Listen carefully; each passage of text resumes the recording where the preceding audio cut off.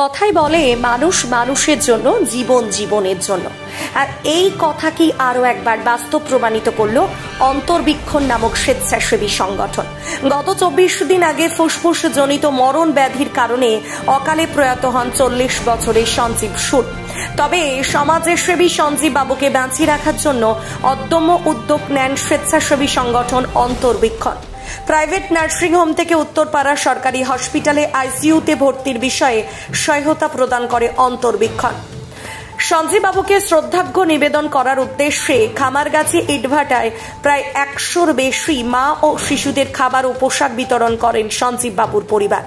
সেখানে অগ্রণী ভূমিকা নেয় সঞ্জীবের দিদি তপতী ঘোষ। তবে এই কর্ম সম্পাদনের বিশ্বাসযোগ্যতা ও দায়ভার দেওয়া হয় অন্তর্বীক্ষণকে।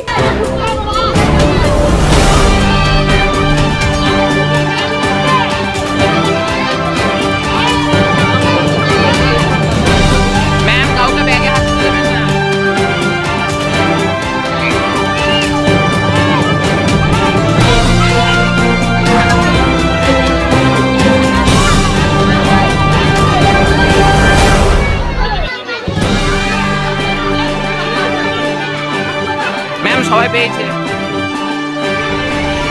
এরা পাবে, এরা পাবে।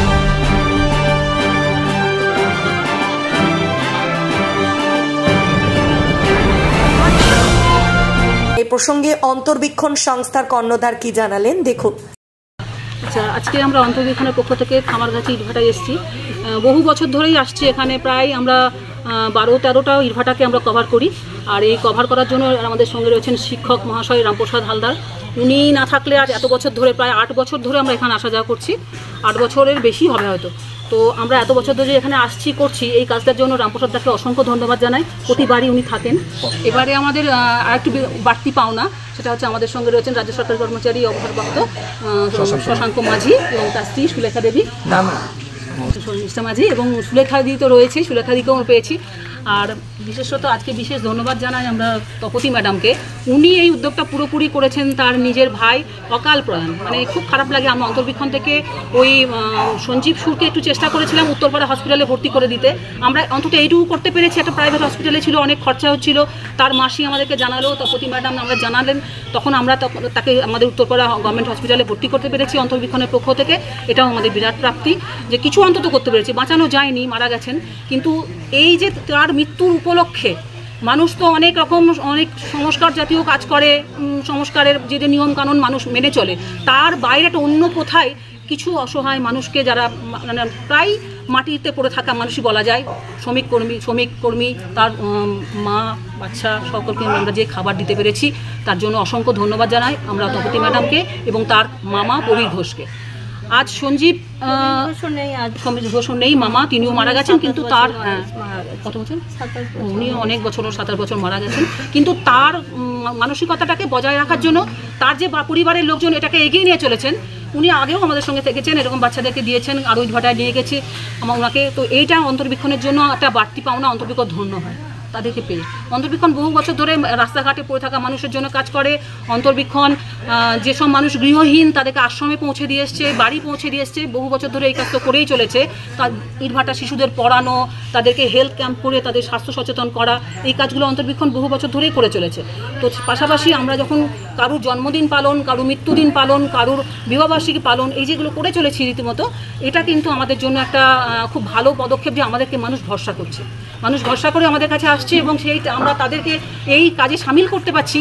এবং বহু মানুষ, দাদা বললেন, রামপ্রসাদ দা বললেন যে বহু মানুষ এটা অন্তত দেখে এইটুকু উপলব্ধি করুক যে টাকা আমরা অনেক অপচয় করি, যদি এই মানুষটাকে একটু ভালো রাখতে পারি, আমাদের খাদ্যের, আমাদের পোশাকের, আমাদের যা যা ওষুধপত্র ইত্যাদির একটু ভাগিদার যদি তাদের করতে পারি, তাহলে কিন্তু এটা আমাদের জন্য বড় করা এবং সকল মানুষকে নিয়ে আমরা করা, এটা অন্তর্বীক্ষণ করে চলেছে এবং করবে।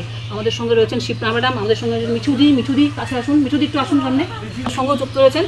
এটা সবচেয়ে ভালো লাগে যে অন্তর্বীক্ষণ একা কাজ করে না, অন্তর্বীক্ষণের সঙ্গে অন্যান্য সংগঠনরাও কাজ করে। এই যে মানবিক ওয়েলফেয়ারে আমি আছি, মিঠুদি আছেন, আমরা ক্রেতা সুরক্ষায় আমি আছি, আমাদের ক্রেতা সুরক্ষার সঙ্গে শিপ্রা ম্যাডাম আছে, মানে আমরা অনেক সংগঠন মিলে কাজ করি। আর এটাই আমাদের বড় প্রাপ্তি যে আমাদের অন্তর্বীক্ষণকে সবাই ভালোবেসে সব সংগঠন হয়ে আসে। আজকে আমাদের এই শুভ একটা কর্ম সম্পাদনে আত্মার শান্তি কামনা করি সঞ্জীব মহাশয়ের, তিনি আমাদের মধ্যে বেঁচে থাকবেন এই ভালো কর্মের মাধ্যমে। হুগলি থেকে প্রদীপ বসু রিপোর্ট, 24 ঘন্টা লাইভ।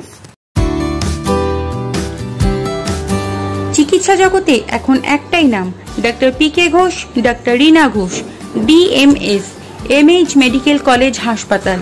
চুলের বিশেষ চিকিৎসা করা হয়। টাকপোকা, খুশকি সংক্রান্ত কেশ সমস্যা ছাড়াও শিশুরোগ, বাত, অর্শ, ফিস্তুলা, হাঁপানি, সেতি, ক্যান্সার, যৌনরোগ, স্ত্রীরোগ, চর্মরোগ, ব্রণ, সুগার, থাইরয়েড এবং অন্যান্য জটিল ও পুরনো রোগের চিকিৎসা করা হয়। চেম্বার অরবিন্দ সংঘ, মুরারিপুকুর, কেওটা 3 নম্বর মিলিটারি কলেজ, কলুপুকুর, চন্দননগর, বরুণানপাড়া উত্তর, বিডি অফিসের কাছে, নান্দাবাজার আকাশ ইটভাটা, Chuchura station road super market, Ochai club, UCO ব্যাংকের কাছে, সুগন্ধা দিল্লি রোড মোড়, দাস ফার্মেসি, মগরাগঞ্জ অভিযান ক্লাব, মানকুণ্ড স্টেশন রোড, গড়েরধাপ।